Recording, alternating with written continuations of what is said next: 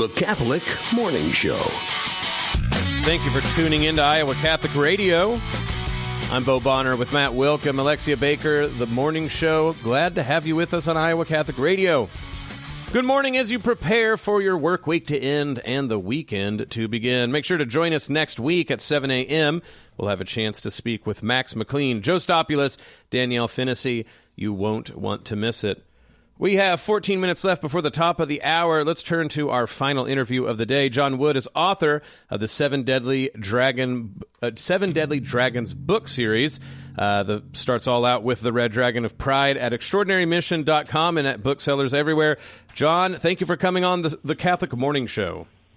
It's my pleasure. Great to be with you this morning. Now, John, or as I should say, Sir Roland, you can explain that in a second. Let us know what is this? I have it right in front of me. 7 books all together talking about the Dragon Slayer series. Let's folks know what this is all about. Yeah, so our ministry, Extraordinary Mission, really strives for that universal call to holiness, and our target is young families, especially parents. And probably about 7 or 8 years ago, we kind of reoriented our ministry towards sacramental prep and reaching parents when they bring their kids in for First Communion. So it's a reconciliation, First Communion retreat, and we wanted to give kids and parents a creative language of, examining your conscience. And so dragons represent sins, temptations, and obstacles to becoming saints. And I'm an eye doctor, so I used the visible light spectrum and gave each of the dragons a color so they're more memorable. But it's really those 7 deadly sins, and we wanted to put it in story format because kids love stories. They remember stories, and it kind of sticks with them more. And so we wrote this 7-book series based on the 7 deadly dragons and kind of my own experiences as a kid growing up and how maybe I would have struggled with those 7 deadly sins. So people need to, it's a beautiful set, right? I'm looking at it right now. It's like you said, you have the spectrum, the colors. They are mostly chapter books, but they have illustrations as well, beautifully done. So, obviously that's what you've pointed out is what the books are about.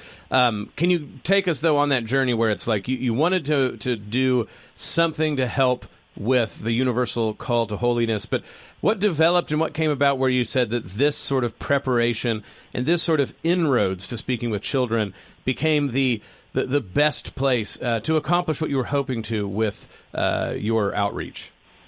Yeah, so after several years of doing those retreats and the impact they were having, and again, our target is the parents, maybe even more than the kids, that we want to inspire the parents as the primary educators, and we wanted a common language. So we saw how impactful the retreats were, getting access to those families, but we wanted to give them resources to take home with them, and so it's not a one-day thing. And so that's where we kind of developed the idea of the books. First, it was kind of catechetical, but the early feedback was kids love stories, and so we kind of reoriented and decided let's make it a series, let's make it a story about each of the deadly sins, and then parents and kids hopefully will read them out loud together and understand the language, recognize the dragons, because if you can recognize those dragons, you can slay them, and that's why we examine our conscience as Catholics.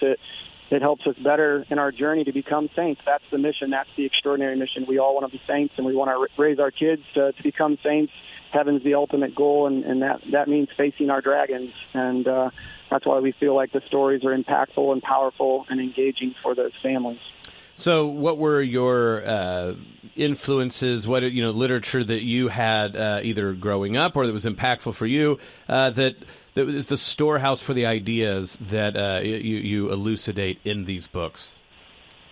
Yeah, so when I was my son was young, so I have 5 kids myself, and I'm always looking for resources that help my kids. And when my son was young, he encountered a book called Dragon Slayers in a Catholic bookstore, and it was just really cool illustrations. And we worked with that author to kind of start the retreat and get the idea of the dragons. And so that was impactful for that. But also Bishop Barron has a series on the 7 deadly sins, 7 lively virtues that I watched and listened to many years back. He's a great teacher. I've had Archbishop Fulton Sheen. He talked about how the 7 last words of Christ are kind of an antidote to the 7 deadly sins, which was really an awesome Bible study in that sense. If you look at the 7 last words of Jesus, so I'd say so many great Catholic theologians, impossible to name them all, but the idea of spiritual warfare, has always been enthralling to me as a young man growing up. You want to win, you want to defeat the enemy in that sense, and I think something inside of us always wants to slay a dragon. So those authors, theologians, and teachers have been really impactful for me.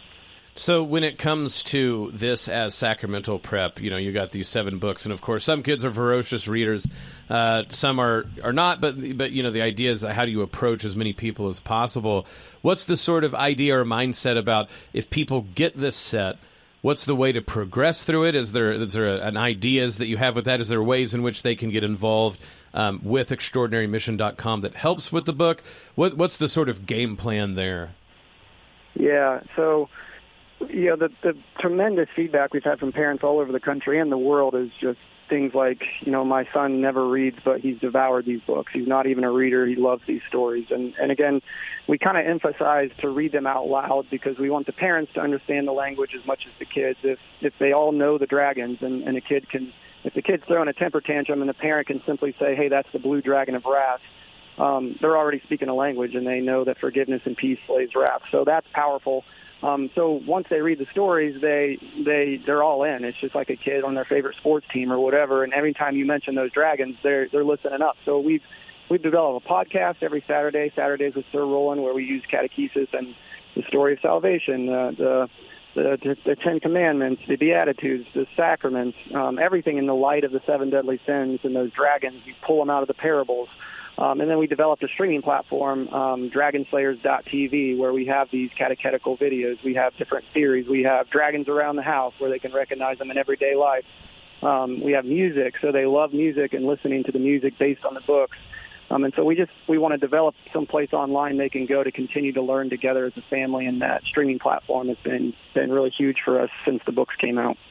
Well, and so if people find this book and get involved, like you said, in this network of ways to have this common language to talk about the 7 deadly sins and the virtues requisite to overcome them, what are other ways that you guys branch out at Extraordinary Mission, especially for parents who want to keep getting involved? Well, again, we continue to do the retreats, the sacramental retreats for 120 different parishes, around 3,000 families, and now we're looking for ways to expand that. We can do that through 3 dioceses, but my entire family does it, and hard for us to travel all over the country. So we're looking for ways to expand. We're trying to develop podcasts specifically for parents. I'm writing a book now that I've never mentioned to anyone yet, but it's, how to slay your dragons, and it's geared towards the parents. Why should you learn the dragons? Why is this useful for you, and how can you implement it in your home? You got to be able to slay your own dragons before you can teach your kids. And so we're constantly classroom resources for teachers, things for homeschool parents, those kind of things. We're constantly now that we have this IP that dragon slaying, we can just create all kind of resources. So our minds are always spinning on how can we branch out more and get these parents engaged, involved, and then continue passing it on to their kids.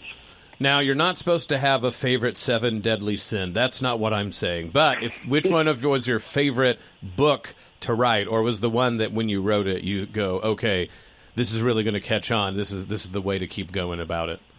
Yeah, well, I don't want to be attacked by the red dragon, but I will say that the books I think get better as they go. And I've got several nonfiction books out. I wasn't a fiction writer, but it was fun to learn fiction. My daughters are great fiction writers, but the Blue Dragon of Wrath is really where I kind of came into my own. My daughter drew most of the dragons along with my son. They drew the Blue Dragon to kind of emphasize and bring out these sins, and so that's where the story really kind of intensifies a little more, where he kind of faces a bully.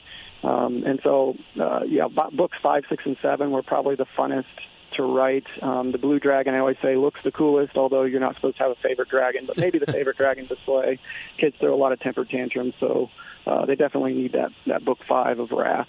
Well, absolutely. So, and then just for you, how long did it take to write all 7? I mean, this is a process, like you said, that you hit your stride in the middle. How long did it take to not only formulate, but get all of them pinned to paper?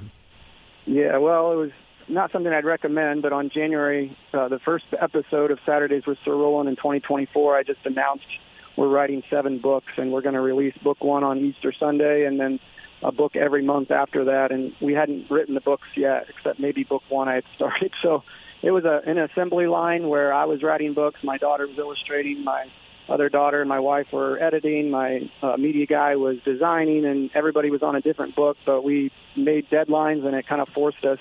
These kids wanted the books. We had overwhelmed with the number of pre-orders before the books were even done, and so we knew we had to get these done. And so we wrote 7 books in a matter of 9 months in 2024. The last one came out in October of 2024. So wouldn't recommend it, but it definitely made us get it done. That's one way to slay the dragon of procrastination is hard deadlines. That's right. So John Wood, author of the 7 Deadly Dragon book series, extraordinarymission.com is where you can find out more. And, of course, you can find the books wherever books are sold. John, thank you for coming on the Catholic Morning Show.